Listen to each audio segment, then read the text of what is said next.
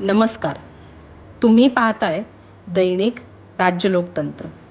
मराठा आरक्षण गेल्या काही वर्षांपासून मराठा समाजाच्या वतीने आरक्षण भेटण्यासाठी सतत आंदोलन चालू होतं. पण या आंदोलनाला खरा रंग चढला तो मनोज जरांगे या नावाने. मनोज जरांगे यांनी जानेवारी महिन्यात मुंबईला जात सकल मराठा समाज एकत्र केला.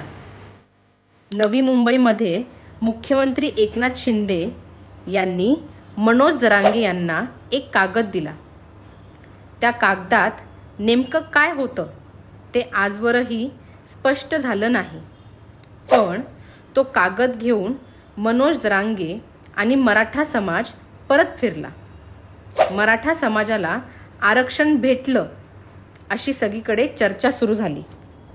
पण त्यानंतर सागे सोयऱ्यांची अंमलबजावणी सरकारने अजूनही केली नाही. यामुळे लोकसभा झाल्यानंतर आम्ही पुन्हा मैदानात उतरू, आम्हाला OBC मधूनच आरक्षण पाहिजे असं वक्तव्य मनोज जरांगे यांनी केलं.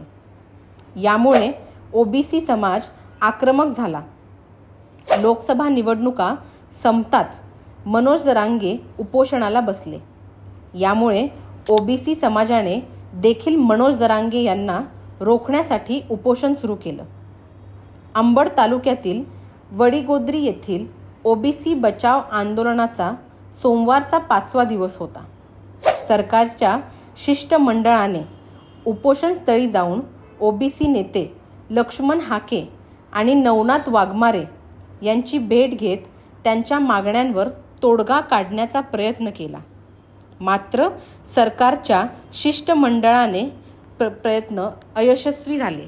सरकारच्या वतीने नवनाथ वाघमारे आणि लक्ष्मण हाके यांनी उपोषण सोडून चर्चेसाठी मुंबईला यावे अशी विनंती करण्यात आली.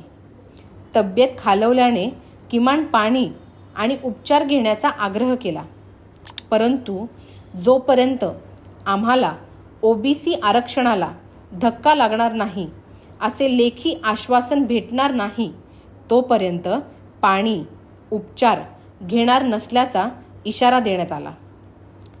आम्ही उपोषण सोडणार नाही, परंतु सरकारशी चर्चा करण्यासाठी आमच्या वतीने 5 जणांचे शिष्टमंडळ पाठवून शिष्टमंडळाची सकारात्मक चर्चा झाली आणि सरकारने लेखी आश्वासन दिले तरच आम्ही उपोषण मागे घेऊ, असे लक्ष्मण हाके म्हणाले.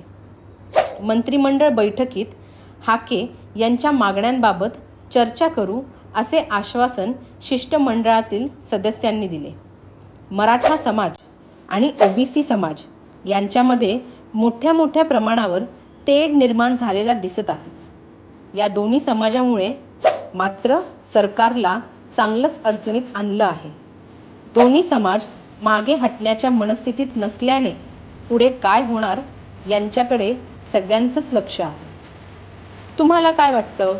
मराठा समाजाच्या मागण्या पूर्ण होतील का? OBC समाज सरकारवर भारी ठरेल? आम्हाला कमेंट करून नक्की कळवा आणि राज्य लोकतंत्र चॅनलला सबस्क्राईब करायला विसरू नका. धन्यवाद.